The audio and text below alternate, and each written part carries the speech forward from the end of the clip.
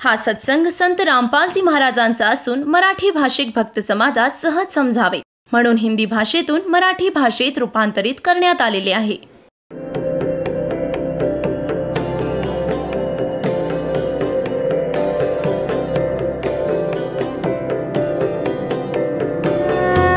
और ज्ञान सब ज्ञान डी कबीर ज्ञान सो ज्ञान और जैसे घोड़ा तोब कायम करता चले मैदान. जगद्गुरु तत्वदर्शी संत रामपालजी महाराजांचे अमृत वचन सर्व पवित्र धर्मांच्या व पवित्र शास्त्रांच्या आधारावर. आणि अजूनपर्यंत विश्वामध्ये हे गाणं बजावणं, चर्चा, फालतू गप्पा आणि ह्या ज्या निंदा चुगली अशा प्रकारच्या गोष्टी जे विचार विमर्श होतात, वायुमंडळात फिरत राहतात, हे शब्द संपत नाहीत. आणि आता ही वचनं चालतील परमात्म्यांच्या सत्यवाणीची आणि सुमरणाची. सुमरण केल्यामुळे तुमच्यात तर ताकद येतेच. तो जो बाहेर पडतो मंत्र उपदेशी पूर्ण संतांकडून घेत मग जप करून ह्याला बाहेर काढतात, तेव्हा वातावरणात पसरतो. तेव्हा अशा प्रकारे ही मालकांची पूर्ण वाणी चालते. तर ही जी वचनं आधीच समाजात घर करून राहिली आहेत, सगळ्यांचे विचार बदलले आहेत, मायेच्या जुळवाजुळवीमध्ये लागले आहेत, त्यांच्यात मग थोडा संतोष वाटायला लागेल. जे जुनाट विचार आहेत त्यांना ह्यांच्यात अशी ताकद आहे. जशी तुम्ही पाहता अशुद्ध हवा तर वर उडून जाते, शुद्ध हवा खाली येते. जेव्हा परमात्म्याची ही जी वचनं ज्ञान तुम्ही ऐकत आहात, टी व्हीवर ऐकता, चिपद्वारे ऐकता, मोबाईलमधून, तेव्हा मेमरी कार्डने चालवता किंवा नुसतंच आपल्या श्वासांनी स्मरण करता, तर ही शुद्ध यथार्थ भक्ती आहे. ही वातावरणात खाली खाली राहील. आणि जी आधीची बकवास आहे, जी भांडण तंटे घराघरात होत आहेत, आपापसात भांडत असतात, तर हे साऱ्या समाजात फिरत आहे. तर सगळ्यांच्या माइंडवर आपटून ती सगळीकडे अशी अस्वस्थता निर्माण करते. आता हळूहळू सगळ्यांमध्ये शांतता येईल आणि हे पूर्वीचे विचार वर उडून जातील आणि ते तुम्हाला अफेक्ट करण्याच्या रेंजमध्ये नाही राहणार. एक उदाहरण ऐकवतो तुम्हाला. एक साधू संत आपल्या कुण्या शिष्येच्या घरी गेला. त्या मुलीच्या, त्या माईच्या घरी तिची बहीण आली होती आणि तिच्या बहिणीची मुलगी विधवा झाली होती. आणि त्या संताच्या बरोबर 2-4 भक्त आणखीही साधू होते. ते सगळे तिथे पोहोचले. जेव्हा जी शिष्या होती त्या संताची, तिने आपल्या बहिणीची मदत घेतली जेवण बनवायला, की ताई स्वयंपाक कर, काही भक्त आले आहेत, महात्माजी आले आहेत. तर जेव्हा त्यांनी जेवण केले, संध्याकाळी ते झोपले, तर रात्रभर तो संत बसून राहिला. असं स्वप्न पडलं त्याला की जशी आपली मुलगी विधवा झाली आहे, अरे देवा, लहान लहान बाळं आहेत, तिचं काय होईल, ही कसा जीवन निर्वाह करेल, माझी तर सरळ साधी मुलगी आहे, ही कशी जगेल, असा विचार करत तो इतका बेचैन होऊन जागा झाला. जागा झाल्यावर तो बराच चिंताक्रांत झाला की बाबा काय झालं, हे काय स्वप्न? स्वप्नात मी कधी असं बोलतही नाही, कधी चर्चाच होत नाही. मग शिष्येला विचारलं की मुली, हा स्वयंपाक कुणी केला होता आज रात्रीचा? की माझ्या बहिणीने केला होता गुरुजी. तुझ्या बहिणीला बोलाव. तिला काय तुझ्या बहिणीबरोबर अशी दुर्घटना घडली आहे, तिच्या घरी काही अशी घटना घडली आहे, काही दुःख आहे तिला? म्हटलं हो, मोठं दुःख आहे तिला. तिची मुलगी विधवा झाली आहे नुकतीच 1 महिन्यापूर्वी आणि खूप दुःखी असते. आता ती बहीण स्वयंपाक करत होती आणि आतून सुमरण असं चाललं होतं की माझ्या मुलीचं काय होणार, लहान लहान बाळं आहेत, हे भगवान कशी गुजराण करेल. आतून खूप दुःखी होती. तर तेच अन्नात उतरलं आणि ते अन्न ह्याने खाल्लं, तेव्हा त्याच्यात तसेच विचार आले. तेव्हा हे सूक्ष्म विचार तुम्हाला अशा प्रकारे प्रभावित करत असतात आणि अशीच प्रेरणा सगळ्यांची बनते की स्वप्नातही राहतो दुःखी, कोणता जीव सुखी नाही. तेव्हा परमात्म्याची ही जी वाणी चालू आहे ती खूप मोठ्या प्रमाणावर होईल आणि ही मग काय करेल, संबंध वातावरण असं चेंज होईल की हे वर निघून जातील. ही दुसरी वचनं आहेत जी आजवर ऐकत होतो, पण आता त्यांची संख्या जास्त आहे, क्वांटिटी जास्त आहे, आपली कमी आहे. तरीही ती जास्त प्रभावशाली असतील. त्यांना हळूहळू एका गावात 10 घरं 20 परिवार आहेत, बाकी शेकडो 200-300 हे दुसऱ्या चर्चेवाले. तर हळूहळू हा प्रचार त्यांच्यावरही परिणाम करेल, शेजाऱ्या पाजाऱ्यांवरही. मग त्यांचे सुद्धा कधीतरी विचार बदलतील. कारण की परमात्म्याची लेकरं तर सगळीच आहेत. जरी आज कोणी हिंदू आहे, मुसलमान आहे, शीख किंवा ख्रिश्चन, कोणी अमेरिकेत आहे, कोणी आफ्रिकेत आहे, भारत वा पाकिस्तान, बलुचिस्तान, कुठेही जन्म होऊ दे, लेकरं त्याची सगळी आहेत. आणि त्याला सगळी मुलं तितकीच प्रिय आहेत जशी बापाला, आईला स्वतःची लहानापासून मोठ्यापर्यंत भलेही 20 मुलं असली एकसारखीच प्रिय असतात. ते आपापसात भलेही भांडत असोत, पण आई बापाची प्रत्येकासाठी माया जशीच्या तशी असते. अशाच प्रकारे आज आपण हिंदू, मुस्लिम, शीख, ख्रिश्चन बनून आपापसात निसंशय भांडत असतो, पण परमपिता आपल्याला तितकेच प्रिय आहेत आणि त्यांना वाटतं की हे यांचं भांडण संपावं, सुखात राहावेत. तेव्हा त्याच्याकरता ही सुरुवात दात्याने केली आहे. त्या परमात्म्याने जे वचन सांगितलं आणि काळाने सुद्धा म्हटलं होतं की तुम्ही निसंशय हवे तितके प्राणी घेऊन जा 4थ्या युगात. तर परमेश्वराने 600 वर्ष आधी धर्मदासजींना सांगितलं होतं, धर्मदास मेरी लाख दुहाई, ये सार सबद की तबार न जाई, सार सबद बाहर जो पढ़ी, ये बिचली पीडी हंस न तरही. तर पुण्यात्म्यांनो, परमात्म्याने, कबीर भगवानाने आधी आपल्याला एक ज्ञान दिलं होतं ह्या काळ भगवानाला, ज्यामध्ये कंप्लीट स्पिरिच्युअल नॉलेज होतं, पूर्ण आध्यात्मिक ज्ञान होतं. ह्याने ते पाहिलं आणि वाचलं. ह्याला समजलं की ह्यामध्ये तर तेच ज्ञान आहे जे माझं पितळ उघडं पाडेल. तर त्याने जे मेन जे पार्ट्स होते, भाग होता, मुख्य भाग, अंग, त्या वेदांचे कॅन्सल करून टाकले. 4 वेद ठेवले त्याने. ह्या 4ही वेदांमध्ये महिमा तर पूर्ण परमात्म्याचा आहे, कबीर भगवानांचा आहे, पण भक्तीचा विधी फक्त ब्रह्मपर्यंतच आहे. ओमचं नाम आणि हे 5ही यज्ञ इतकेच आहेत बस. आता परमात्म्याला त्याची पूर्ती करण्यासाठी स्वतः यावं लागतं. चारों युग में संत पुकारे, और को के कहा हम हेल रे, हीरे माणक मोती बरसे, ये जग चुगता डेल रे.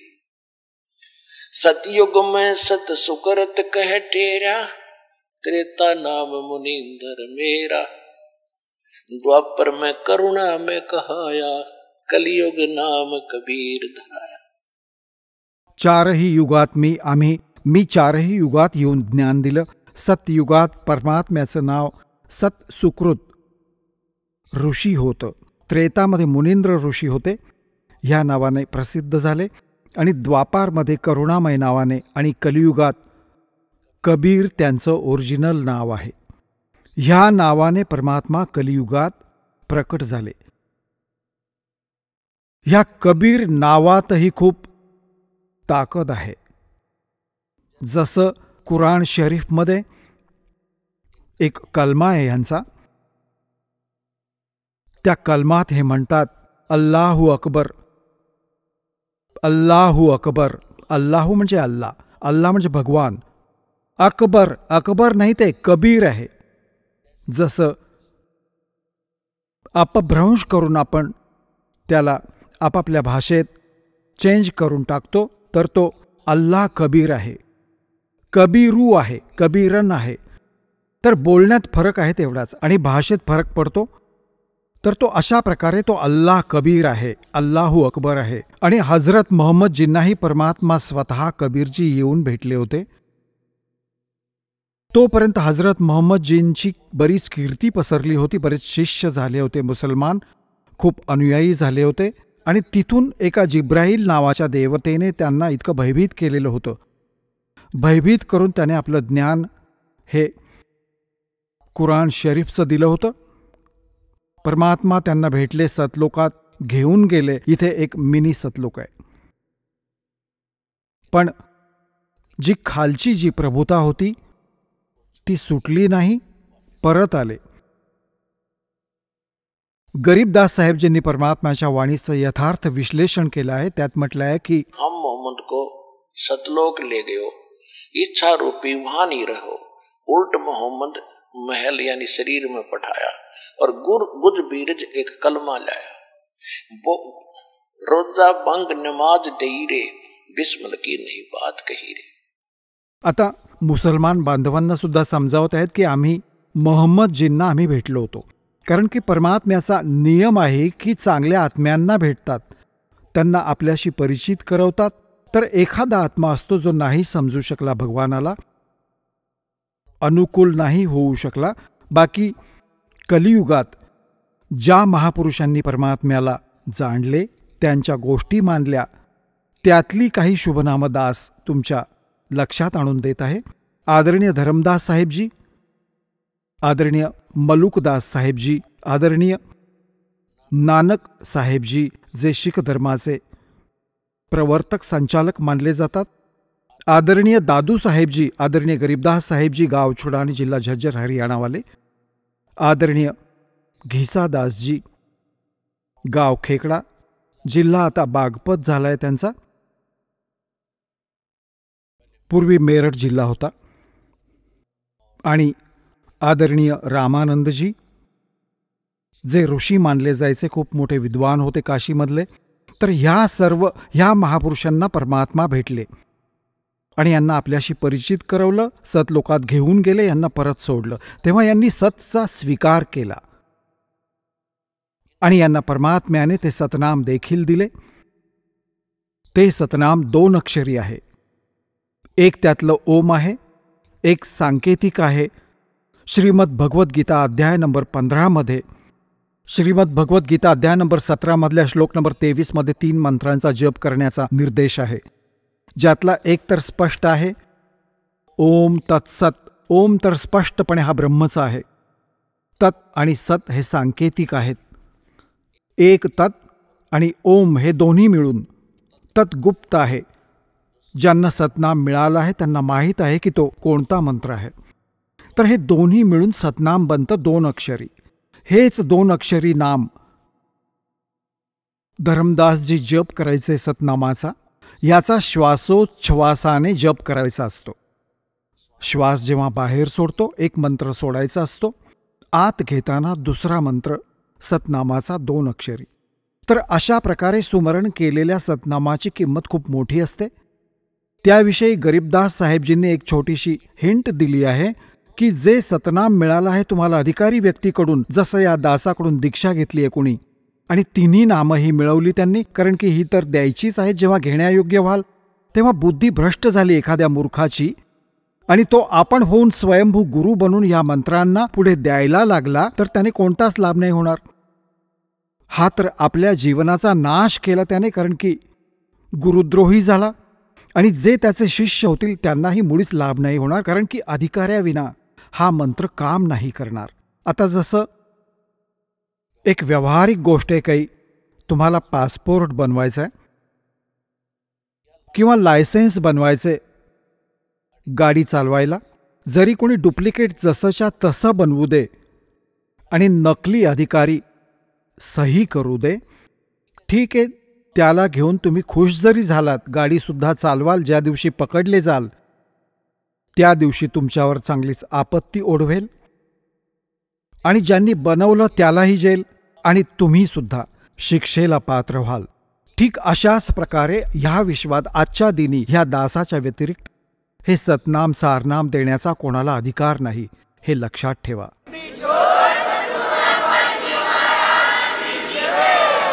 आणि जर ह्या दासाकडून नाम घेऊन कोणी स्वयंभू गुरु बनून एखादा नीच आत्माही चूक करत असेल, त्याच्यापासूनही जपायचंय. इतर समाजालाही जपा, भांडण नका करू, कारण की परमात्म्याचं वचन आहे त्या काळासोबत की ज्ञान देऊन आपण आपलंसं करायचं, बायफोर्स नाही करायचं. जर आपण बायफोर्स केलं कोणासोबत तर भगवान रुसेल. आपल्याला ज्ञान सांगायचं आहे. ऐकणारा एखादा भलेही तुमच्यावर नाराज झाला, तुम्हाला वाईट साईटही बोलला, तरी शांत रहा. मग बघा, एके दिवशी तुमचे गुण गाईल, जेव्हा त्याला म्हणणं समजेल. तर म्हणून दास प्रार्थना करते की असा एखादा बेकार आत्मा कधी आपले कर्म फोडत असेल, आपले कर्म बिघडवत असेल, तर त्यालाही समजवा की दादासाहेब, का अनमोल जन्म व्यर्थ घालवत आहात? तू कसला गुरु आहेस मग? आजवर आपण ऋषी महर्षींचे इतिहास वाचले आहेत, हजारोंच्या संख्येने संतांची प्रवचनं ऐकली आहेत, कोणालाही कखही नाही माहीत ह्या सतनामाविषयी, आणि तुम्ही कुठून चोरून आणलं? तेव्हा परमात्मा म्हणतात, बेखों के लश्कर फिरे ये बाणी चोर कठोरे, सतगुर धाम ना पहुंचेंगे ये 84 के डोरे. तर हे सतनाम ह्या दासाकडून घेऊन मर्यादेमध्ये राहात. तुम्ही याची भक्ती केली तर किती पुण्य मिळेल, किती लाभ होईल. सतनाम, एक श्वास बाहेर सोडला, एक मंत्र दुसरा आत घेतला, हे कंप्लीट झालं. हे एक सुमरण झालं सतनामाचं. आणि ह्या सतनामाची केवढी किंमत आहे? सतनाम पालड़े रंग होरी हो, 14 लोक चढ़ावे राम रंग होरी हो, 3 लोक पास्यंग धर रंग होरी हो, तो ना तुले तुलाया राम रंग होरी हो. आदरणीय गरीबदास साहेबजींना परमात्मा भेटले होते, गाव चुडाणी जिल्हा झज्जरवाल्यांना. कारण की परमात्म्याचं जे काम असतं ते काही कारणाशिवाय नसतं. आणि त्यांनी आधीच हे सांगितलेलं होतं. धरमदासजींनी कबीर सागरमध्ये हे लिहिलेलं आहे. कबीर वाणी एक चॅप्टर आहे परमात्म्याचा कबीर सागरमध्ये. त्याच्या 134, 136 आणि 137व्या पानावर स्पष्ट केलं आहे की 12 पंथ हे काळाचे नकली चालतील. आणि 12वा पंथ जो असेल गरीबदासजींचा असेल, जो 1774 सन 1774 त्याचा जन्म होईल. आणि कबीर सागरमध्ये चुकीने 1775 प्रिंट आहे. 1 वर्षाची तशी लिहिण्यात चूक झाली आहे. तेव्हा परमेश्वराने 600 वर्ष आधी सांगितलं होतं की धरमदास, जो 12वा पंथ येईल ना, 12व्या पंथाचा जो प्रवर्तक असेल, त्याच्याद्वारे माझ्या महिम्याची वाणी पुन्हा लिहून घेईन. पण हे 12 पंथी कबीर पंथ माझ्या नावे चालवेल का? आणि 12वा, कारण की जे हे महापुरुष होते, गरीबदासजी होते, महान आत्मा होते, पण यांनी वाणी तर अगदी सगळी लिहिली. हे गेल्यानंतर ही वाणी न समजून घेता आपापले ढोल बडवून आणि आपापली गाणी हे गरीबदासी आणि कबीरपंथी गात आहेत. तर परमेश्वरांनी सांगितलं होतं की जेव्हा 12वा पंथ चालू असेल तेव्हा मी स्वतःच जाईन त्या पंथात. 12वें पंथ हम ही चलावे और सब पंथ मिटा के एक पंथ चलावे. मग त्यानंतर हा दास पाठवला, भगवान नाही आले तेव्हा त्या गरीब दासांच्या पंथात. तर ह्यासाठी त्या वाणीत परमात्म्याने म्हटलं होतं की 12वें पंथ प्रगट हो वाणी और शब्द हमारे का निर्णय ठानी. आणि म्हणतात ये 12 पंथ हमी को धावे और अस्थिर घर का मरम नहीं पावे, और साख हमारी ले जीव समझावे, असंग जन्म ये ठोड़ नहीं पावे. आमच्या या वाणीचा, गरीबदासजींच्या वाणीचा, माझ्या वाणीचा हे आधार घेऊन हे ज्ञान तर देत जातील, परंतु हे ह्याचं खरं रहस्य न समजून असंख्य जन्म पार नाही होणार. मग 12व्या पंथात आम्हीच येऊ, गरीबदासजींच्या पंथात आम्हीच येऊ आणि इतर सर्व पंथ संपवून एकच पंथ चालवू. धर्मदास मेरी लाख दुहाई, ये मूल ज्ञान कई बार न जाई, मूल ज्ञान बाहर जो पढ़ी, ये बिचली पीढ़ी हंस न तिरही. ये मूल ज्ञान तब तक छुपाई जब तक 12 पंथ ना मिट जाई. परमात्म्याने म्हटलं होतं की जे मी तुला यथार्थ ज्ञान देत आहे आणि ह्याला आत्ता लपवून ठेव, आणि जो मूल मंत्र आहे, सारनाम आहे आणि हा कंप्लीट कोर्स आहे, ह्याला तू लपवून ठेव, कोणाला नको सांगूस. जर हे तू सार्वजनिक केलंस, डिस्क्लोज केलंस, तर मधल्या पिढीतले माझे हंस पार नाही होणार, माझी लेकरं. मग परमात्म्याने स्पष्ट केलं आहे की प्रथम चरण कलयुग निर्वाणा और तब मगर मांडो मैदाना. कबीर सागरमधल्या कबीरवाणी चॅप्टरमध्ये 137व्या पानावर भगवानाने म्हटलंय की पहिलं चरण कलियुगातलं ते असेल जेव्हा मी मगहर स्थानातून शरीरासकट जाईन. तर सन 1518 संवत 1775 मी संवत 1575 सन 1518 परमात्मा मगहर स्थानातून सहशरीर सतलोकात गेले होते. ते होतं पहिलं चरण. 120 वर्ष लीला करून गेले होते. मग सांगितलं होतं पिछली पीढ़ी जब आवेगी, सार शब्द बाहर जो पढ़ी ये पिछली पीढ़ी हंस नहीं तरही.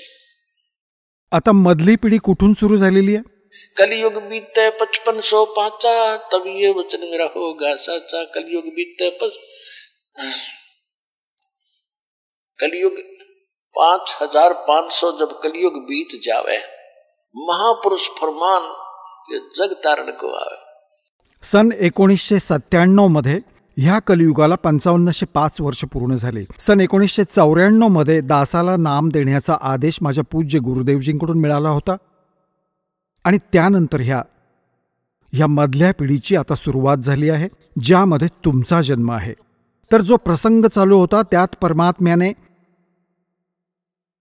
ह्या सतनामाचा महिमा सांगितला आहे. सतनाम पालड़े रंग होरी हो, 14 लोक चढावे राम रंग होरी हो. आता पुण्यात्म्यांनो, एक मौखिक जप करायला लागला माणूस, जिभेचे तुकडे पडतील. अजून किती नाम जप करू शकतो? मौखिक जप 1000 वेळा, आणि त्याच मंत्राचा जप जर तुम्ही मानसिक केला तर तो एक, आणि त्या मंत्राचं जर श्वासाने सुमरण केलं जातं. कोणता मंत्र? जो यथार्थ मंत्र आहे, आलतू फालतू नाही. तर त्याचा त्या मानसिकपेक्षाही 1000 पटीने जास्त लाभ होतो. पूर्ण मंत्र जो श्वासाचा तुम्हाला दिलेला अधिकारी व्यक्तीकडून प्राप्त असावा. म्हणजे कोणतीही वस्तू असेल, कोणतंही काम आहे, मर्यादेने चालतं. परमात्म्यानेही आपली मर्यादा आखून ठेवलेली आहे की छोटंसं बाळ गर्भात असतं, मग ते बाहेर येतं वेळेवर.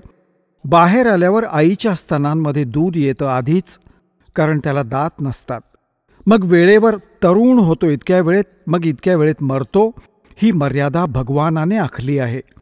अशाच प्रकारे ह्या भक्तीची ही मर्यादा आहे. त्यात इकडे तिकडे झाल्याने लाभ नाही होणार अजिबात. तर काय सांगितले भगवानाने की परम संताकडून मिळाल्यानंतर जो एका श्वासाने जप तुम्ही कराल त्याला, आणि तुम्ही मर्यादेने राहाल, तर तुमची इतकी पुंजी भक्तीची जमा होईल. आता असं समजा की जसं एखादा पायी चालला आहे. पायी चालताना समोर समुद्र आला, अडचण आली. समुद्र जिकडे बघावं तिथे पाणीच पाणी आहे. परत येतो की पुढे जमीन संपली. तर अशाच प्रकारे ह्या ऋषी महर्षींनी जी आपली पायी यात्रा केली ती आपल्या स्वाभ्यासाने. जे मंत्र हे करायचे ते त्रिकुटीपर्यंत जाऊन परत यायचे की ह्याच्या पुढे काहीच नाही. त्रिकुटीनंतर काही स्थानच नाही. त्याच्या पुढे तर कितीतरी जास्त गोष्टी आहेत. तर अशा प्रकारे जहाजात बसून जावं, समुद्राच्याही पलीकडे जाता येईल. तर अशा प्रकारे दास जी साधना तुम्हाला देईल ही अशी साधना असेल, असं यान बनेल, सगळ्यांच्या वर्ण पार करून तुम्हाला सतलोकात सोडून येईल. आणि जे काही आपण ह्या शरीरामध्ये ऐकतो आहोत ते तर एक पिंड आहे. आणि ह्या पिंडाच्या आत एका ब्रह्मांडातीलच त्यामध्ये जे काही घडत असतं तेच ऐकू येतं, तेच दिसत असतं. जी ह्याच्यामध्ये आपल्याला धून ऐकू येते, जसे विशेष करून हे राधास्वामीवाले तर ह्यावरच भर देत असतात की आत कान दाबून बघा, बघा बघा घंटा वाजत आहे, ह्यात मुरलीचा आवाज येत आहे, बासरीचा येतो, अमुक ऐकू येतं, नगारे वाजतात, ढगांचा गडगडाट ऐकू येतो. हा तर ह्या ब्रह्मांड काळाचा गाजावाजा आहे. ह्याच्या बाहेर आहे वर ती सतलोकातली वेगळी धून, आणि ही त्यालाच ऐकू येईल धून जो सतनाम आणि सारनामाचा जप करतो. बाकी इतरांना ऐकू येते ती ह्या काळाची ऐकू येते. त्यांना आतमध्ये जी ऐकू येते ती काळाचीच ऐकत असतात. आणि ह्या परमात्म्याची धून त्याच्याहून वेगळी असेल, पण ती धून ऐकून काहीच प्रयोजन सिद्ध नाही होणार तुमचं. तुम्ही स्वतः नाही जाऊ शकत. ह्या भक्तीची कमाई जेव्हा तुमची होईल तेव्हाच तुम्हाला इथून नेण्यात येईल. तुम्ही योग्य मर्यादेत असाल, तुमचा इथला मोह निघून जाईल, परमात्मा तुम्हाला विमानात बसवतील आणि ह्या दासाच्या रूपात बरोबर बसतील. हजारोंच्या संख्येने एकत्र जमून जाल इथून. हजारोंच्या संख्येने तो दिवस येईल. आणि असे जाल जसे कुठे हिंडायला फिरायला जात असाल, गुरुजी बरोबर असतील, सत्संग करायला जात असू तिथे. सतलोकात गेल्यावर समजेल तुम्हाला की आपण तर इथे आलो बाबा. खाली हे कव्हर पडलेलं असेल. हे कव्हर जे आज आपल्याला इतकं प्रिय वाटतं, तसं तर हे बहुमूल्य आहे, कारण की मनुष्य जीवन सहज नाही मिळत. पण मनुष्य जीवन मिळूनही भक्ती नाही केली तर काय प्राप्त केलं? जसा पशुचा आहे तसा मनुष्याचा. तर या मनुष्य शरीराला तर असं समजा, भक्ती केल्यावर त्याद्वारे आपलं प्रयोजन पूर्ण झालं. जसं अंड्यात पिल्लू तयार होतं आणि पिल्लू वाढल्यानंतर अंड उडून जातं, पिल्लू उडून जातं, ते कव्हर पडून राहतं. तर मूळ वस्तू जी तयार करायची होती ते पिल्लू बनवायचं होतं अंड्यात. त्या अंड्याशिवाय नव्हतं बनू शकत, अंड्याच्या कव्हरशिवाय. तर हे एक अंड्याचं कव्हर आहे जे आपलं आहे. याच्या आत जेव्हा ओरिजिनल या ताकदीने, भक्तीने, जशी पक्षी अंड्याला मादी पक्षी वर बसून अशी ऊब देते, आपली ताकद देते, ज्यामुळे ते पिल्लू तयार होतं. आणि पिल्लू बनल्यानंतर ते फुटून जातं आणि हे उडून जातं, कव्हर पडून राहील. तर हा दास जणू मादी समजा आणि तुम्ही या शरीररूपी कव्हरमधलं पिल्लू समजा. यामध्ये अशी भक्ती, असं ज्ञान, अशी शक्ती देऊन तुमची भक्ती इतकी चार्जड होईल, सूक्ष्म शरीराच्या आत चालू असताना हे वरचं कव्हर अंड्याचं पडून जाईल आणि ती खरी वस्तू सतलोकात पोहोचेल, जे त्याचं प्रयोजन होतं.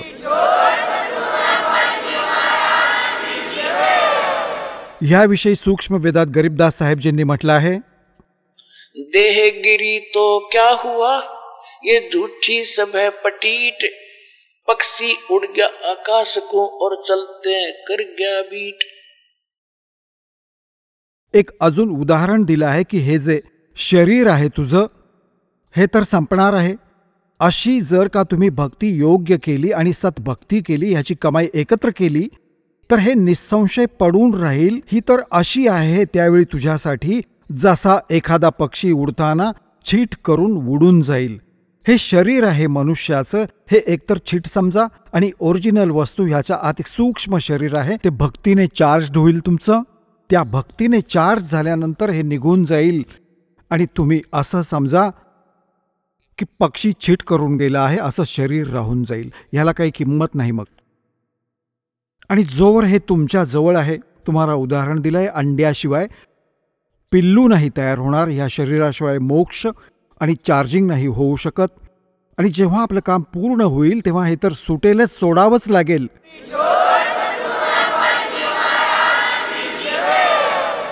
चला आता आपण त्या श्रद्धाळूंचे अनुभव जाणून घेऊयात, ज्यांनी जगद्गुरु तत्वदर्शी संत रामपालजी महाराजांकडून नामदीक्षा प्राप्त केलेली आहे, तसेच त्यांच्याद्वारे सांगितलेल्या भक्ती मार्गावर चालत आहेत. नमस्कार. नमस्कार सर. आपलं नाव? देवराव सुभाष मोहिते. आपण कुठून आलात? जालना जिल्हा, महाराष्ट्र. आपला व्यवसाय काय आहे? माझा व्यवसाय आहे ट्रान्सपोर्टिंगचा. मी तेलाची वाहतूक करतो. संत रामपालजी महाराजांची गुरुदीक्षा आपण कधी घेतली?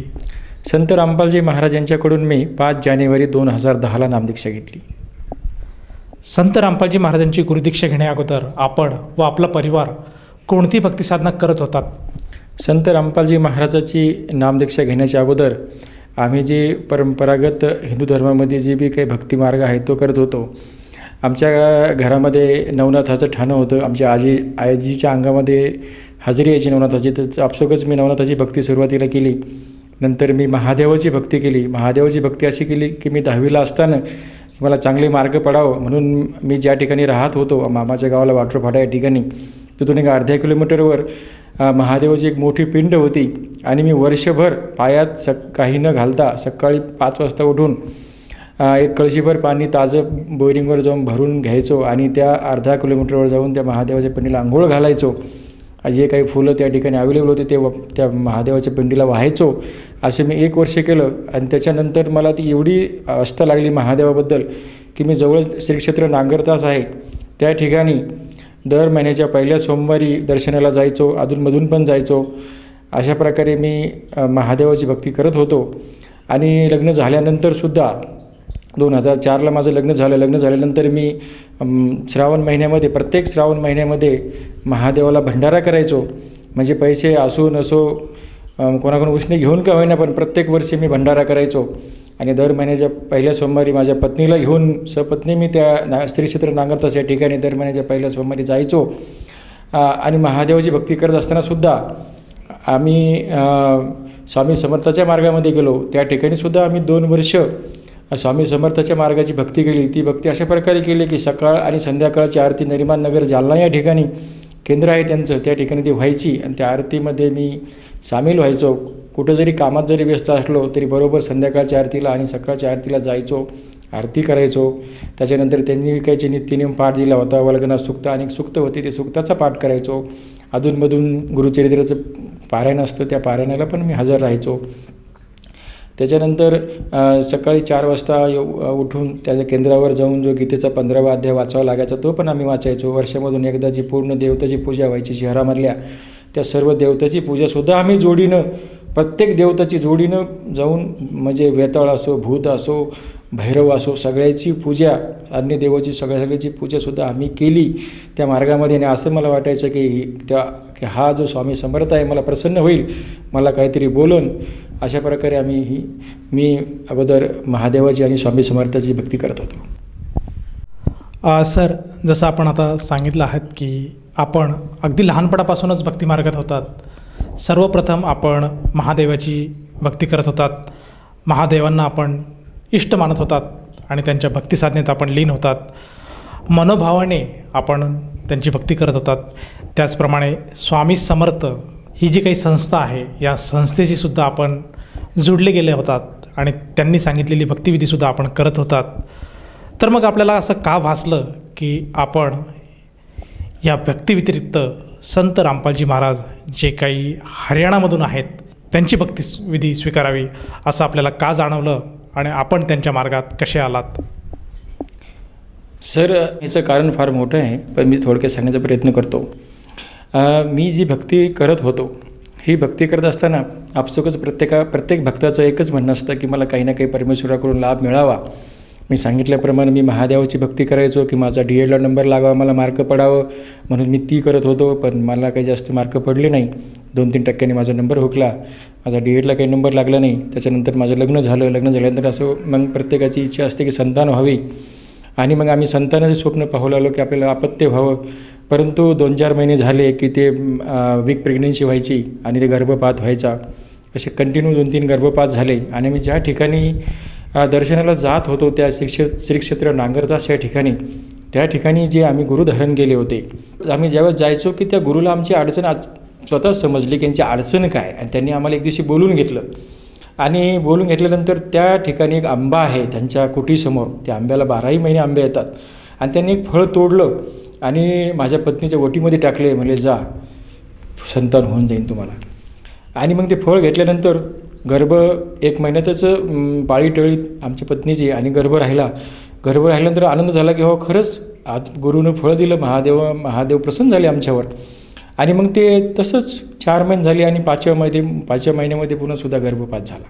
पुन्हा आम्ही जेव्हा दर्शनाला गेलो त्यावेळेस आम्ही त्यांना हकीकत सांगितली की गुरु महाराज असं झालं. तर त्याच्यानंतर ते म्हणाले की बाबा हे आमच्या काही हातात नाही, आता जे काही ते परमेश्वराच्या हातात आहे. मग आम्ही त्या ठिकाणी त्या दिवशी आम्ही इतकं नाराज झालो की देवा, तुम्हाला मी लग्न होण्याच्या अगोदरच लहानपणापासूनच पाणी घातलं, मनोभावी भक्ती केली, भंडारा बी करतो आहे, दर महिन्याच्या पहिल्या सोमवारी दर्शनाला पण येतो आहे.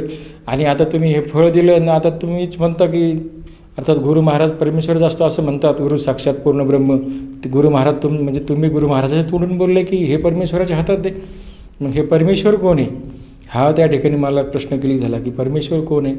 मग त्याच्यानंतर आम्ही त्या ठिकाणी आलो आणि आमचं त्या ठिकाणी मन उतरून गेलं. मन उतरून गेल्यानंतर मग तुम्हाला सांगितल्याप्रमाणे मग आम्ही स्वामी समर्थाच्या मार्गाकडे वळालो. स्वामी समर्थाच्या मार्गाकडे वळाल्यानंतर अगोदर मी सांगितल्याप्रमाणे त्यांनी सांगितलेल्या प्रत्येक विधी आम्ही केल्या. आणि सगळ्या विधी करूनसुद्धा जे आहे ते आहेच, कोणताच बदल आमच्या संसारामध्ये होईना. उलटं मला अनेक प्रकारचे व्यसन लागले, दारू पिण्याचे व्यसन लागले, तंबाखू खाण्याचे लागले. म्हणजे परिस्थिती सुधारण्याच्या ऐवजी परिस्थिती डाऊनच होत चालली होती. आणि मग असं वाटलं की तर काय करावं. मग त्याच्यामध्ये आमच्या सासूनं सांगितलं की कोल्हापूरच्या देवीला नवस केला होता की माझ्या मुलीचं लग्न झाल्यानंतर जोडीनं दर्शनाला पाठवू, आणि ते तुम्ही गेले नाही दर्शनाला म्हणूनच तुमचं काही कल्याण नाही होईना.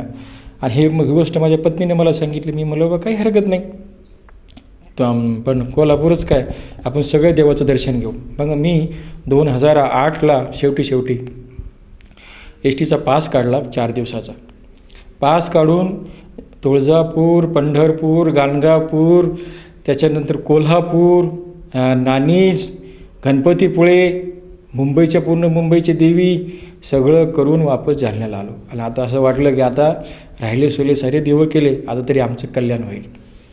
परंतु असेच दिवस निघत गेले, वर्ष झालं तरी आमच्या याच्यामध्ये काहीच बदल होईना. संसारामध्ये जे आहे ते आहेच. संतती प्राप्तीची सुद्धा काही आशा निर्माण नाही होईना, कारण ते मिसकॅरेज व्हायचं. मग त्याच्यानंतर तिच्या आईनं काय केलं, माझ्या पत्नीच्या आईनं काय केलं की माझ्या पत्नीला ते घेऊन गेले, एका लेडीज मांत्रिक होती तिच्याकडे घेऊन गेले. आणि त्या लेडीज मांत्रिकनं काय सांगितलं की हिला तांदूळ खाणं सोडून द्यावं लागेल, म्हणजे भात खायला जमणार नाही, आणि तुम्हाला एवढे पैसे कबूल करावं लागेल, त्याच्यानंतर तुम्हाला फरक पडेल, हिला संतान होईल. आणि त्या दिवशी ती घरी आली आणि रडायला लागली. मला रडायचं कारण काही समजेना की हे काहून रडायली. ती म्हणली की ह्या दुनियेमध्ये देवच नाही आहे. आपण एवढे देव केले, महादेवाची पूजा केली, स्वामी समर्थ मार्ग केला, वालगणा सुक्त वाचले, विष्णू सहस्रनाम रोज आपण वाचतोय, घरी पण देवाची पूजा करतो, उपवास धरतो, एवढं करतो ना. आता माझ्या आईने का बाईकडनं ती म्हणते तांदूळ खाणं सोडा. असं केलं ना कुठं काय देव प्राप्त होत असतो का? देवच नाही म्हणे या दुनियेमध्ये. आणि जर देव असेल तर मला 6 महिन्याच्या आत त्या देवांना भेटावं, असं ती म्हणली.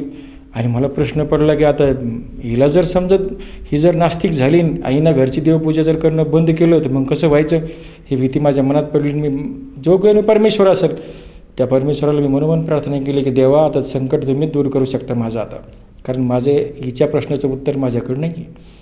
आणि काय सांगा, परमेश्वरानं माझं घराणं ऐकलं. घराणं असं ऐकलं की माझे वर्गमित्र होते, त्यांनी काय केलं की ते मला अधूनमधून म्हणजे 5-6 वर्षापासून सांगायचे संत रामपालजी महाराजाबद्दल. पण मी कानून म्हणजे ऐकायचो आणि नाही कधी म्हणत नव्हतो. जाऊ तिकडं जाऊ, एखाद्या वेळेस जाऊ, ह्या वर्षी जाऊ, 6 महिन्यांनी जाऊ, पण मी काही तिकडे गेलो नाही. आणि त्यांचं जे ज्ञान आहे ते बी मी काही समजून घेतलं नाही. मग काय झालं की त्यांनी काय केलं की 2009 सप्टेंबरमध्ये मला अचानक फोन आला की भाऊ तुम्ही कुठे आहेत? मी म्हटलं मी घरी आहे. म्हणे या म्हणे इकडं थोडं बोलायचं तुम्हाला, काही ट्रॅफिकला काहीतरी कामानिमित्त आले होते जालन्याला. गेलो, त्यांनी मला नुसतं एकच प्रश्न केला, म्हणे तुम्हाला जर अनोळखी गावाला जायचं असेल तर तुम्ही कसं जाणार? मला कोणाला विचारणार? म्हणजे कोणी जर नाही भेटलं तर मग म्हणलं मॅप घेऊन जाऊ ना, कशानं जाऊ? अरे ते म्हणले तेच तर आहे, मग नकाशानं सुद्धा जसं एखाद्या अनोळखी ठिकाणी आपण पोहोचू शकतो त्याप्रमाणे शास्त्र हे परमेश्वर प्राप्तीचा नकाशा आहे. मला अशी गोष्ट क्लिक झाली की हो असं असू शकतं. मग नकाशे काय आहेत? ते म्हणले 4 वेद 6 शास्त्र 18 पुराण श्रीमद भगवद्गीता हे नकाशे आहेत. अरे बाप, म्हणलं असं म्हणलं याचं ज्ञान आपल्याला काय समजणार आहे? ते म्हणले हे ज्ञान संत रामपालजी महाराजांनं पूर्णपणे उलगडून दाखवलेलं आहे की नेमका परमेश्वर कोण आहे. आणि परमात्म्यानं सद्बुद्धी दिली. मी त्यांना म्हणलं की भाऊ तुमच्याकडे जे बी काही ज्ञान असेल संत रामपालजी महाराजाचं ऑडिओ व्हिडिओ पुस्तकं काय असेल मला द्या, मी त्याचा अभ्यास करतो, पाहतो. म्हणलं नंतर येतो, मला असं मी येत नाही.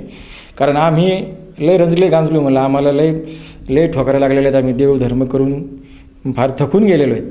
मग त्यांनी काय केलं की मला 90 घंट्याचे प्रवचनं संत रामपालजी महाराजांना जे त्यांच्या शिड्या होत्या तत्त्वज्ञानाच्या, त्या 90 घंट्याचे प्रवचनं मला 90 शिड्या दिल्या. शिड्या दिल्यानंतर मग मी त्या घरी आणल्या. म्हणलं आता हे आपल्याला बघायचं आहे, कारण आपण एवढं करून थकलो, आता याच्यात बघू आपल्याला काही सापडतं का. तर मी त्या शिड्या बघायला लागलो. 1ली, 2री, 3री, 4थी आठवत नाही, 10वा का 11वा भाग चालू होता. त्याच्यामध्ये गीता अध्याय नंबर 7 श्लोक नंबर 12 ते 15 याच्याबद्दल सद्गुरू रामपालजी महाराज सांगू लागले की 3 गुणाची जे पूजा करतात ते असुर स्वभावाला धारण करणारे मनुष्यामध्ये नीच नराधम आहेत. आणि 3 गुण त्यांनी श्रीमद देवी भागवतमध्ये दाखवून दिले की रजगुण ब्रह्मा, तमगुण शिव, सत्वगुण विष्णू. माझ्या पायाखालची जमिनीत सरकली. म्हणजे देवा हे मी काय पाहतो आणि काय ऐकतो? मी पहिल्यापासून ह्या देवाची पूजा केली, महादेवाला मानलं, आणि आता हे काय नेमकं आहे काही कळणं झालं मला. मी म्हणलं नाही, हे काहीतरी म्हणलं एक तर आपण केलं हे खोटं आहे, नाही तर हे महाराज सांगतं हे खोटं आहे. मग आता निवडा कसा होईन. मी म्हणलं महाराजांना कोणती काय दाखवलं आपल्याला. श्रीमद भागवत गीता प्रेस गोरखपूरची 14 नंबरचं ते ॲडिशन होतं. मग मी ते टी व्ही बंद केला त्या दिवशी रात्री, आणि सकाळी निघालो घराच्या बाहेर त्या पुस्तकाच्या शोधामध्ये. पूर्ण जालन्यात ते पुस्तक शोधलं, पण ते 14 नंबरची मराठी भाषा टीका अन्वय साहित्य काही भेटेना, आणि ते मला पाहिल्याशिवाय माझं समाधान होईना. मग मी त्याच्या शोधात गेलो. गीता प्रेस गोरखपूरचं पुस्तकालय आहे औरंगाबादला जवळच स्टेशनला, तिथे गेलो, त्या ठिकाणी पाहिलं, आणि त्याच्यानंतर ती भगवद्गीता आणली, घरी जशास तशी मॅच केली. हे परमात्मा तुम्ही कुठे होते म्हणलं. देवा आम्ही ज्यांची पूजा केली त्यांना काय काय सांगितले भगवद्गीतेमध्ये, राक्षस नराधम, मग देव कोण आहे. म्हणलं कंटिन्यू पाहावं लागतं आता हे पुढं. पत्नीला सांगितलं की तू काय कर, देव आपल्याला भेटले, हे आपल्याला बघायचं म्हणलं कंटिन्यू. मग तिला म्हणलं आम्ही दोघं रोज एक भाग बघायचो. त्या भागामध्ये असं दाखवून दिलं की तो जो अध्याय नंबर 15 श्लोक नंबर 1 ते 4 मध्ये दाखवून दिलं की संसार रूपी उलट्या वृक्षाचं जे मूळ आहे तो आहे परमाक्षर ब्रह्म, आणि ह्या 3 फांद्या आहेत ब्रह्मा विष्णू महेश. ते खोड आहे परब्रह्म, त्याची मोठी फांदी आहे ब्रह्म.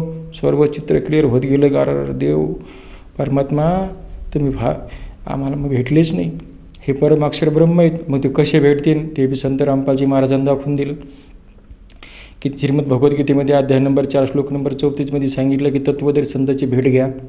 तत्वदर्शी संत कोण, त्याला संसारूपी उलट्या वृक्षाचं मूळ माहीत आहे. मी म्हणलं आमचे जेवढे संत झाले यांनी आपल्याला ओमपर्यंतच भक्ती सांगितली. ही परमाक्षर ओम तत्सत ह्या 3 मंत्राचा भेद अध्याय नंबर 17 श्लोक नंबर 23 हे होताच सद्गुरू रामपालजी महाराजाकडं. अधिक दृढ भावना झाली की नाही तत्वदर्शी संत फक्त संत रामपालजी महाराज आहे, काऊन की त्यांनी संसारूपी उलट्या वृक्षाचं मूळ दाखवून दिलं. आणि त्यांनी सांगितलं की हेच 600 वर्षापूर्वी कबीर साहेबांनी सांगितलं, अक्षर पुरुष एक पेड हे निरंजन वाकी डार, आणि 3 देवा शाखा हे पादरूप संसार. पूर्ण चित्र क्लिअर झालं की परमेश्वर हेच आहेत. आणि त्याचबरोबर संत रामपालजी महाराजांनी सतयुग, त्रेता, द्वापर आणि कलियुगामध्ये जेवढे बी संत आहेत हे काय साधना करतात आणि शास्त्रामध्ये काय साधना सांगितलेली हे उलगडून दाखवली. त्यांनी देवी भागवतमधलं एक छोटंसं उदाहरण दाखवलं. त्या पुस्तकाला ओळ वाचून दाखवलं की हे श्रीमद देवी भागवतमध्ये दाखवले नारद मुनी ब्रह्माला विचारतात की तुम्ही जगतपिता आहेत, सृष्टीचे करताय. ब्रह्माजी म्हणतात नारद मी नाही आहे, तो विष्णू आहे. हे दोघं विष्णूकडे जातात. आता हे मी तुम्हाला श्रीमद देवी भागवतमधलं सांगतोय, आणि तुम्ही पण बघू शकता संत रामपालजी महाराजांच्या प्रवचनामध्ये, किंवा तुमच्याकडे असं देवी भागवत तुम्ही सुद्धा आणून त्या पेजवर बघू शकता. संत रामपालजी महाराजांचं ज्ञान मला कळालं की तो जो परमेश्वर आहे तो कोणी वेगळा आहे, आणि त्या परमेश्वराची प्राप्ती आपल्याला सद्गुरूच्या शरणमध्ये गेल्याशिवाय, अर्थात तत्वदर्शी संतांच्या शरणमध्ये गेल्याशिवाय होणार नाही. आणि मग आमचा तो 31 डिसेंबर 2009ला माझा शेवटचा भाग संपला. आणि आता म्हणलं की परमेश्वराने जे श्वास दिलेले आहेत, मोजून दिलेले आहेत, आणि एकसुद्धा श्वास माझा वायाने गेला पाहिजे. आणि त्यात परमेश्वराने सांगितलं होतं की सद्गुरूने एक उदाहरण दिलं होतं की जसं तुम्हाला गहू प्राप्त करायचे असेल तर जसं शेतकरी गहू पेरतो त्याला भूसफुकट भेटतं, तुम्ही ही मोक्षप्राप्तीचं तुम्ही गहू घेण्याचा प्रयत्न करा, तुम्हाला हे सांसारिक सुख फुकट मिळणार. मी म्हणलो खरंच आहे, हीच भक्ती करू आपण. आणि ही शास्त्रानुसार भक्ती मला पटली. मी शास्त्र पाहिले, तत्वदर्शी संतांची ओळख पटली, आणि मी जे माझे वर्गमित्र होते त्यांच्याबरोबर जाऊन 5 जानेवारी 2010ला संत रामपालजी महाराजाची शरण घेतली. सर, जसं तुम्ही सांगत आहात की आपण जी सुरुवातीची जी काही भक्तिविधी करत होतात त्या भक्तिविधीमध्ये आपल्याला जे काही सुख हवं होतं ते आपल्याला मिळत नव्हतं. त्यासाठी आपण बरेचसे प्रयत्न केले, बऱ्याचशा साधुसंतांकडे गेले, बऱ्याचशा उपासना केल्या, परंतु त्यातून आपल्याला कुठल्या प्रकारचं समाधान मिळत नव्हतं. म्हणून आपण आपल्या मित्राशी संपर्क साधून त्यांनी आपल्याला संत रामपालजी महाराजांची काही CDs दिल्यात. त्या CDs तुम्ही भाग आपण बघितले. तर मला असं विचारायचं आहे की हे जे ज्ञान आज संत रामपालजी महाराज जनतेसमोर मांडत आहेत आणि हेच ज्ञान आज खरं आहे असं आपण सांगत आहात, तर ह्या गोष्टीला आपल्याकडे काही ठोक असा पुरावा आहे का? या गोष्टीला ठोक पुरावा शास्त्रच आपले पुरावे आहेत. ज्याप्रमाणे श्रीमद भगवद्गीतामध्ये तत्वदर्शी संतांची ओळख सांगितली, तत्वदर्शी संताला शरण जायला सांगितलं, 3 गुणाची पूजा करायला रिजेक्ट सांगितलं. श्रीमद्देवी भागवतमध्ये तो पूर्ण परमेश्वर देवीनं दाखवून दिला की तो ओम आहे. ओम नावाचा भगवंत श्रीमद भगवद्गीते म्हणते की तो परमाक्षर ब्रह्म आहे. आणि मग या शास्त्रच प्रमाण आहे. मग याच्यापेक्षा अजून कोणतं मोठं प्रमाण पाहिजे? ते प्रमाण माझ्याकडे बी आहे आणि ते प्रमाण तुमच्याकडे पण आहे. आणि तेच प्रमाण आपल्या अभंगामध्ये सांगितलं की त्रिगुण आसरे निर्गुण सारण सारा सारा विचार हरिपाठ. आणि तो परमेश्वर कसा ओळखेन ते बी सांगितलं की 4 जण साई शास्त्र कारण 18 प्रमाण हर्षिगाती मंथुनी नवनीता ते जे घ्यानंतर वाया व्यर्थ कथा साठी मार्ग. तर सर्व शास्त्राचं मंथन करून आपल्याला ते परमेश्वर भेटणं असं आपल्या अभंगामध्ये सांगितलं. आणि सर्व शास्त्राचं मंथन संत रामपालजी महाराजांनी करून हे आपल्याला पूर्ण परमेश्वर कबीर देव आहे हे स्पष्ट दाखवून दिलं पुराव्यानिशी. हाच पुरावा मोठा आहे. जसं तुम्ही सांगत आहात की संत रामपालजी महाराज यांनी जे काही सत्संग केलेले आहेत त्या सत्संगामधून आणि जे काही पुस्तकं आज लिखाण केलेली आहेत त्या पुस्तकामधून परमेश्वर कोण आहे त्याची ओळख आपल्याला करून दिलेली आहे. आणि ती ओळख आपल्याला पटली आणि म्हणूनच आपण त्यांच्या भक्तिमार्गात आलात. तर जेव्हा आपण त्यांच्या भक्तिमार्गात आलात त्यानंतर आपल्याला आपल्या जीवनामध्ये काय काय बदल आढळलेत? भरपूर बदल आढळले सर. सुरुवातीचा बदल असा आहे की मी ज्यावेळेस त्या शिड्या बघायचो त्यावेळेस सद्गुरू रामपालजी महाराजांनी एक सांगितलं होतं कि आप ये सद्भक्ति करके देखो आपको ये बीड़ी तंबाखू के धुएं से नफरत हो जाएगी. म्हटलं तेव्हा हे शक्य होईल का? आणि मी ज्यावेळेस नामदीक्षा घेतली तर मला हे बीडी आहे पिणारे तंबाखू खाणारे जे लोक हे यांचे म्हणजे मला असं होऊ लागलं की ते त्यांच्याजवळ बसल्यानंतर झोपणं नाही इतकं उलट्या झाल्यासारखं वाटू लागलं खूप. आणि मला ते विकार करायचे काय त्यांना हात लावासुद्धा इच्छा नाही झाली. सगळ्यात मोठा माझा हा लाभ झाला की माझं जे पूर्ण व्यसन आहे ते माझ्या व्यसनापासून मी दूर गेलो. आणि दुसरा माझा असा लाभ झाला की मी अगोदर सांगितल्याप्रमाणे आम्ही संततीसाठी परेशान होतो, संतती होत नव्हती. सद्गुरू रामपालजी महाराजाच्या कृपेने नामदीक्षा घेतल्यानंतर 2 वर्षाच्या आतच आम्हाला पहिला मुलगा झाला. त्याच्यानंतर 2015-16मध्ये दुसरा मुलगा झाला. माझी संतती प्राप्त झाली. आमचा पहिला प्रश्न मिटला. दुसरा प्रश्न होता माझा आर्थिक बाबतीचा की अगोदर माझा तुम्हाला सांगितल्याप्रमाणे माझा जो व्यवसाय हा ट्रान्सपोर्टिंगचा होता. त्यात माझ्याकडे एक गाडी होती 1990-91 मॉडेलची. पण तिच्यावरचं कर्ज फिटलं की दुसरं कर्ज चढायचं, ते उतरत नाही तर पुन्हा कर्ज चढायचं. त्या गाडीवरचं कर्ज काही गेलं नाही. 2 टायमाचं पोटाला भेटायचं फक्त. घर होत नव्हतं, औषधाला कधी 2 पैसे राहत नव्हते. सावकाराचं कर्ज बाकी, टायरावाल्याचे पैसे बाकी, ऑटोमोबाईल्सवाल्याचे बाकी, कधी कधी मागणारे लोक घरी यायचे. आणि मग नामदीक्षा घेतल्यानंतर सुरुवातीला माझं ते कर्ज फिटलं. कर्ज फिटल्यानंतर एवढी बरकत परमेश्वरानं दिली. संत रामपालजी महाराज त्यांच्या सत्संगमध्ये सांगत होते, अगोदर मी ऐकलं होतं की आप सद्भक्ति करके देखो 20% मेहनत में आपका पूरा गुजारा हो जाएगा, आपको 100% मेहनत करने की जरूरत नाही पडेल. तेच खरं झालं. मी पहिल्यापेक्षा कमी काम केलं, कमी मेहनत केली, परंतु मला त्या याच्यामध्ये एवढी बरकत मिळाली की ते 1 वर्षाच्या आत माझं पूर्ण कर्ज फिटलं. कर्ज फिटल्यानंतर मी दुसरी गाडी घेतली. आणि दुसरी गाडी घेतली म्हणजे आता माझ्याकडे परमेश्वराच्या कृपेने 4 10 टायर टँकर आहेत 20 टन कॅपॅसिटीचे आणि 2 6 टायर टँकर आहेत 10 टन कॅपॅसिटीचे. आणि अगोदर मला एक ट्रिपसाठी, एक लोडसाठी मला ट्रान्सपोर्टवर चक्रा मारायला लागायच्या, लोकायला विनंती करावी लागायची की हो एखादी तरी ट्रिप मला. पण ते लोक त्यांच्याच गाड्या पळवायचे, मला देत नव्हते. पण सद्गुरूची एवढी कृपा झाली की जे लोक व्यवसाय देणारे होते ते लोक आज मला सद्गुरूच्या कृपेने फोन करतात. माझं स्वतःचं ट्रान्सपोर्ट आहे, स्वतःच्या गाड्या आहेत आणि 2 टायमाचं पोट भरून परमात्मा मला द्यायला लागला. हा मला दुसरा लाभ झाला आर्थिक बाबतीमध्ये. तिसरा लाभ मला असा झाला की नामदीक्षा घेतल्यानंतर 1-2 वर्षामध्ये जसं माझं तुम्हाला सांगितल्याप्रमाणे माझी पहिली गाडी नील झाली, दुसरी गाडी मग घेतली आणि त्यात मी किरायाच्या घरानं राहत होतो. किरायाच्या घरामध्ये त्या खाली किरायदार होता आणि आम्ही वर राहायचो दुसऱ्या मजल्यावर. मग खालच्या किरायदाराने आमचे काय कर्म होते माहीत नाही, तो फार आम्हाला त्रास द्यायचा, इतका त्रास द्यायचा की विनाकारण ते आम्हाला भांडायचे. पण आम्हाला आमच्या सद्गुरूंनी सांगितलं की कोणालाही तुम्ही भांडू नका, हारासो हरिसो मिळे. तेच आम्ही धरून बसायचो. आणि एक दिवशी त्या त्रास देण्याचा कहर त्यांनी केला आणि मी आणि माझी पत्नी जेवण करत असताना तो वरती आला आणि विनाकारण आम्हाला भांडू लागला, शिव्या देऊ लागला. आणि आमच्या पत्नीला इतका रडू आलं की देवा काय आहे आमच्यावर, आम्ही भक्ती करतो, आम्हाला सुखानं कोणी भक्ती करू देत नाही, आम्ही राहावं का नाही राहावं या पृथ्वीवर. मला वाटलं देवा आता आपल्याकडे तर पैसे नाही, आता आता काय करावं आपण, आता हिला कुठं न्यावं, आता कुठं खोली पाहावं, लेकरू आमचं झालं होतं पहिलं ते 1 वर्ष 6 महिन्याचं असं, याला कुठं न्यावं, फार मोठं संकट पडलं होतं. एक प्लॉट परमेश्वराच्या कृपेने अगोदरच झालेला होता. मी म्हणलं देवा काही नाही, आता ह्या प्लॉटवर पत्र ठोकून का होईना राहतो, पण इथं नाही राहायचं आता. आणि माझं घरानं परमेश्वरानं ऐकलं आणि फक्त म्हणजे माझ्याकडे 1 रुपयासुद्धा बॅलन्स नव्हता. मी म्हणलं आता बांधकाम करायचं, तर मग एक गाडी जी दुसरी मी घेतली होती तिच्यावर मी 5 लाख रुपये लोन केलं. म्हणलं आता एवढ्यात पत्राचं घर बांधतो. आणि काय सांगा तुम्हाला सर, मी घराचं बांधकाम सुरू केलं, 2 गाड्याचा एवढा व्यवसाय वाढला माझा, रोज त्याला रोज लोड. आणि मला हप्त्यामध्ये 25-30 हजार रुपये, म्हणजे जेव्हा ते लेबरचं पैसे द्यायचे टाईम यायचा बांधकाम करणाऱ्या की मला पैसे हजीर असायचे. तर विदिन 6 महिन्यामध्ये ते 15-16 लाख रुपये लागत लागलेलं घर तयार झालं. आणि जे 5 लाख रुपये मी लोन काढलं होतं तशाला तसं त्याला हात पण लावायची गरज नाही पडली. एवढी कृपा झाली. संत रामपालजी महाराजांना आम्हाला छत्र दिलं, छत्रामध्ये राहतो, संतान दिली, चांगला व्यवसाय दिला, हा लाभ मिळाला. आणि आताचा लाभ सांगतो. आमचा जो मुलगा आहे, मोठा मुलगा आहे जो 8 वर्षाचा आहे, ह्या कोरोनाच्या पिरियडमध्ये जून-जुलै महिन्यामध्ये, म्हणजे ज्यावेळेस फुल लॉकडाऊन होतं, त्या लॉकडाऊनच्या पिरियडमध्ये त्याला ताप यायला लागला. ताप आल्यानंतर मी त्याला पॅरासिटामॉल दे, हे जे घरी जे औषध होते, कारण दवाखाने ते सगळं म्हणजे बंदच होतं, सारं बाहेर निघता येत नव्हतं. म्हणलं की आता पण पहिला दिवस, दुसरा दिवस, तिसरा दिवस ताप काही उतरत नाही.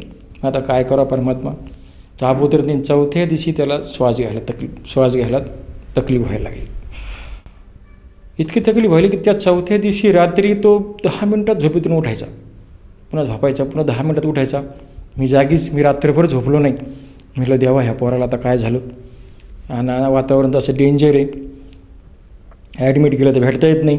म्हणलं आता परमात्मा तुमच्याशिवाय मग आमचा रखवालदार आता कोणीच नाही देवा, आता तुम्ही आमची रक्षा करा. सकाळी जे आश्रमचे नंबर आहे त्याच्यावर फोन केला, आणि फोन केल्यानंतर गुरुजीला प्रार्थना लावली की परमात्मा असं होतं आहे, दया करा परमात्मा. आणि मग ते दुसऱ्या दिवशी उत्तर येत असतं 12 वाजता. पण त्या दिवशी मग त्याची तब्येत जास्त झाली. त्याला पप्पा मला दवाखान्यात नाही काही बी करा, मला तकलीफ व्हायली. म्हणलं आता काय करा परमात्मा. आम्ही एवढ्या फुल लॉकडाऊनमध्ये आमचे जे डॉक्टर नेहमीचे होते त्याला फोन लावला, म्हणलं सर यावं का, आम्ही या म्हणले. गेलो. मग त्यांनी छातीचा फोटो काढायला लावला. फोटो काढला तर छातीमध्ये इन्फेक्शन. काय मनामध्ये खाऊर उठत होतं, देवा आता काय बहीण, पोरगं कुठं, आम्ही कुठं, हे वातावरणाचं डेंजर, लयच कठीण परिस्थिती होती. आम्ही त्या पोराला घेऊन फिरायलो, इकडे घेऊन फिर, तिकडे येऊ, एक्सरेवाल्याकडनं इकडे नाही तिकडे नाही. ते पोराचे हाल पाहत नव्हते, त्याला उभा राहत आहे ना, श्वास घ्यायला तकलीफ. म्हणलं देवा, भीतीच वाटू लागली आता काय होईल. मग त्याच्यानंतर डॉक्टर म्हणले बाबा याला तुम्ही औषध गोळ्या घ्या, ॲडमिट करायचं की नाही करायचं. म्हणलं सर घरी न्यायचं. मला गुरुजीला प्रार्थना केली, उत्तर आल्यानंतर बघू काय करायचं. घरी नेलं.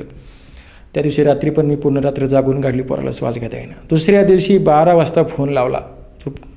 जो आमचा नंबर असतो प्रार्थना केल्यानंतर, जो प्रार्थना नंबर असतो आम्ही सांगितलं, मग आमचा एवढा प्रार्थना नंबर. गुरुजीचं उत्तर आलं, कुछ नहीं हो सकता, उसको ठीक हो जाएगा. काय सांगा, वीज जशी बंद पडलेल्या यंत्रामध्ये यावं त्याप्रमाणे 12 वाजताच असं फोन आला गुरुजीचा. आणि 3 वाजता पोरगं खेळायला लागलं. त्याला ताप नाही, त्याला श्वास घ्यायला तकलीफ नाही. आतापर्यंत असं ते म्हणजे दुखणं कुठं पळून गेलं, परमेश्वरानं कुठं पळून लावलं. तेव्हा पुन्हा परिस्थिती आली की आता याच्या पलीकडे काहीच नाही. तेव्हा तुम्हीच इतकी दृढ भावना झाली की ह्या परमेश्वराशिवाय अजून म्हणजे हाच परमेश्वर जो आपल्याला सुख देऊ शकतो, की आमचं ऐकू शकतो. ही दुनिया एवढी परेशान आहे, एवढे दवाखाने करू आवडी मित्रावर राहू, पण तुम्ही देवा घरच्या घरी आमचं दुखणं पळवलं. सगळ्यात मोठा लाभ परमेश्वराने आम्हाला ह्या पिरियडमध्ये दिला. सर, जसं तुम्ही सांगत आहात की संत रामपालजी महाराजांची सद्भक्ती स्वीकारल्यानंतर आपल्याला व आपल्या कुटुंबाला अतिशय दुर्लभ असे लाभ मिळालेत, मोठे मोठे चमत्कार बघायला मिळाले आणि सुखाचा वर्षाव आपल्या कुटुंबावर झाला. हा केवळ संत रामपालजी महाराजांच्या सद्भक्तीचं फळ म्हणावं. तर ह्या ज्या आपल्या लाभामधून, या बिकट परिस्थितीतून आज संत रामपालजी महाराजांच्या सद्भक्तीमुळे आज आपण एक सुदृढ, निरोगी आणि समृद्ध असं आयुष्य जगत आहात. आपण आज आर्थिकदृष्ट्या, सामाजिकदृष्ट्या, शारीरिकदृष्ट्या सक्षम बनला आहात. तर ह्या आपल्या अनुभवामधून आपण आपल्यासारखे जे इतर गरजवंत आहेत त्या सर्वांना, त्याचप्रमाणे आपले जे नातलग आहे, आप्तेष्ट आहे, मित्रपरिवार आहे आणि जो भक्त समुदाय आज TV चॅनलच्या माध्यमातून आपल्याला बघत आहेत, या सर्वांसाठी आपण काय संदेश द्याल?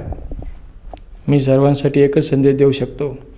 ज्याप्रमाणे माझे आर्थिक, सांसारिक, कौटुंबिक सर्व काही प्रश्न परमेश्वरानं सोडले, ते परमेश्वरानं सोडले आणि ते परमेश्वरच सोडू शकतो केव्हा, जर तुम्ही शास्त्र अनुकूल साधना करता तेव्हा. तुम्ही माझ्यासारखंच आज भटकायला लागले.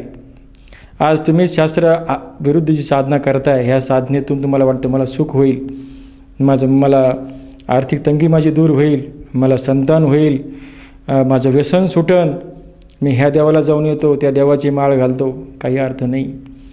माझी सर्वांना हात जोडून प्रार्थना आहे, आपल्याला शास्त्र अनुकूल साधना केल्याशिवाय पर्याय नाही. तुम्हाला आम्हाला परमेश्वरांनी अक्षरज्ञान दिलेलं आहे. उचला शास्त्र, पहा भगवद्गीता, पहा सत्संग संत रामपालजी महाराजाचे आणि करा घर बसल्या टॅली काय खरं आहे काय खोटं आहे. अहो जो लोक आपण खरं खोटं करणार नाही तो लोक देव भेटणार नाही. अहो एखादी कोथिंबीरीची जोडी घ्यायची आपल्याला, तर 3दा आपण ही उचकितो ती उचकितो ती उचकितो, पाहतो कोणती चांगली आहे. अरे देव घ्यायचा आपल्याला,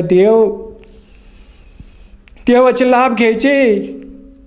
असा फुकट नाही भेटणार देव, शोधावं लागेल तुम्हाला शास्त्रामध्ये. उगाच नाही सांगितले 4 वेद 6 शास्त्र 18 पुराण सगळे तुम्ही खंगाळा, मग तो लोण्यासारखा देव बाहेर येईन. अरे खंगाळा, पहा त्या देवाला, ओळखा. संत रामपालजी महाराज आज अनेक चॅनलवर सांगायला लागले, अनेक मीडिया चॅनलवर सांगायला लागले, पुस्तकाच्या माध्यमातून सांगायला लागले. अरे बघा, उघड्या डोळ्यांनी बघा काय सांगितलं शास्त्रात. देवाचं नाव कबीर देव सांगितलं वेदामध्ये. कबीर देव सहपर्यागात शुक्रमाकायम असनाविरम देवाचं नाव असे वेदामध्ये श्लोक आहेत. तो जो परमात्मा आहे, जो अंगारी आहे, अंगारी अशी म्हणतात, म्हणजे पापाला नष्ट करणारा जो परमेश्वर आहे तो कबीर देव आहे. जो बंधनातून असं 84 युनीतून सोडणारा जो देव आहे तो कबीर देव आहे. आणि जो तेजस्वी आहे, जो स्वतः स्वयंप्रकाशित आहे, जो अजर अमर आहे तो कबीर देव आहे. आम्ही त्याला एका संताच्या भाषेमध्ये घेतलं, पण तो देव जो आहे ना कबीर देवच आहे. तर तुम्ही, माझी सगळ्यांना कळकळीची विनंती आहे, सर्वजण शास्त्र अनुकूल भक्ती करा. विशेष करून माझ्या भावाला विनंती आहे की त्याने सुद्धा शास्त्राची खरी ओळख पटवून शास्त्र अनुकूल साधना करावं, ज्याने बी त्याच्या अडचणी दूर होत्या. माझ्या अन्य बांधवांनासुद्धा माझी प्रार्थना आहे की तुम्ही शास्त्र अनुकूलच भक्ती करा. सर, जसं तुम्ही सांगत आहात की आज मानव समाजाने आपले जे पवित्र धर्मशास्त्र आहे हे समजून घ्यायला पाहिजे. आणि हे धर्मशास्त्र समजणं हे सोपं नाही आहे. यासाठी आपल्याला गुरु बनवावं लागेल. आणि आजच्या घडीला संत रामपालजी महाराज या शास्त्रांचा उलगडा समाजापुढे करून दाखवत आहेत. आणि समाजाने ते ज्ञान समजून घ्यायला पाहिजे आणि त्यानुसारच आपलं आचरण करायला हवं, आपली भक्तिविधी करायला हवी. तर असं कोणाला आजच्या घडीला जर आपल्या इंटरव्ह्यूच्या माध्यमातून भासवत असेल की आपणसुद्धा संत रामपालजी महाराजांच्या शरणात यायला हवं आणि आपला उद्धार करायला हवं, असं जर कोणाला जाणवत असेल तर त्या भक्ताला संत रामपालजी महाराजांची नामदीक्षा किंवा गुरुमंत्र कसा मिळेल? संत रामपालजी महाराजाचे विविध चॅनल्सवर सत्संग येतात. त्या सत्संग चालू असताना त्याच्या खाली जी पट्टी चालते त्याच्यामध्ये संत रामपालजी महाराजांच्या आश्रमाचे नंबर असतात. ह्या नंबरवर आपण फोन लावू शकता. फोन लावून तुम्हाला तुमच्या जवळच्या नामदान केंद्राचा पत्ता घेऊन तुम्ही त्या नामदान केंद्रावर जाऊन निःशुल्क नामदीक्षा प्राप्त करून घेऊ शकता. धन्यवाद. सतसाहेब.